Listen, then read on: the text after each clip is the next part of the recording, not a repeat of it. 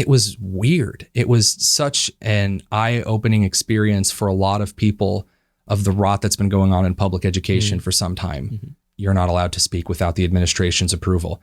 And that kind of became the norm for anyone on the right in education that I really only started to see once COVID became the norm. Because there was this idea that if anyone from the right went on the air, they were going to spread some kind of disinformation, that they were going to make the school look bad because things were just starting to come out about what parents were seeing at home. And the school was terrified that I was going to say something. Now, honestly, they had nothing to worry about. I was completely involved in education technology outside of them. I didn't want to report anything on Lawrence North at the time.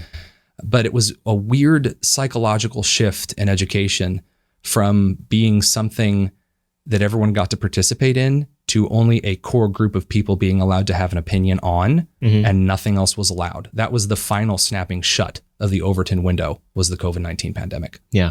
So everything shut down for 2 weeks, and then kind of concretely, what were the stages of what happened in your school district? Oh, they gave us like weird shifts of when we could come collect our stuff, and you couldn't talk to anybody, and everything had to be wiped down 805,000 times.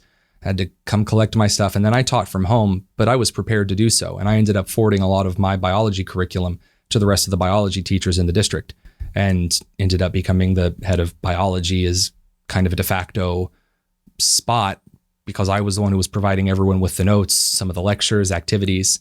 Some classrooms struggled in such a significant way that I'm pretty sure students didn't see their teachers in some of the English and history classes for like 3 months. And learning just stopped in a lot of cases. I had students that didn't show up. I would talk to their parents who were like, well, I thought he was over at his friend's house, logging into your class. Of course, that isn't the case. It was weird. It was such an eye-opening experience for a lot of people of the rot that's been going on in public education for some time. And well, was it? It feels like it was the final dropping of standards, where like at the very least the baseline was that you were expected to show up. We had laws on truancy and absence, but with the COVID-19 pandemic, the standards finally just fell right through the floor. You weren't even really expected to be there. And I have to imagine, especially in some of these urban schools, again, they had the excuses that they would make about urban poverty and technological deficits. It's really, really hard. We can't possibly expect them to show up to school. And even worse with assignments. Don't give your students zeros for not turning in assignments. Why? They're not doing anything at home.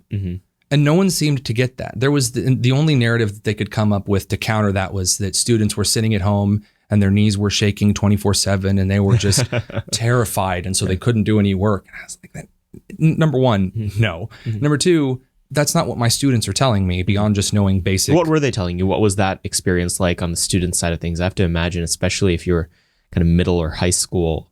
I mean, this traumatic's the wrong word, but it was extremely disruptive for their lives. They were so bored. Yeah. They're like, I've done everything. I mean, I don't know if you ever experienced a snow day growing up, or several together. In Indiana, we would have a few days off from school for a big blizzard that would roll through. And by about the third or fourth day that school was closed, you were kind of tired of it. You'd done everything. All of the fun there was to be had sitting at home, goofing off, and you were ready to go back to school. These kids endured that for months.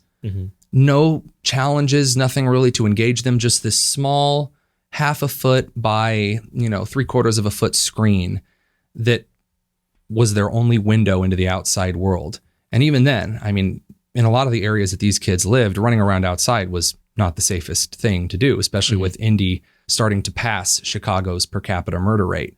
And so it was a really weird experience to talk to kids who were prisoners in their own homes, who were not in danger of being hurt by this virus in one way or another.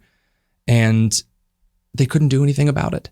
And I wasn't even allowed to give them schoolwork and hold them accountable to it, to give them something to do, even in a work sense. It really was quite awful what we did to those kids.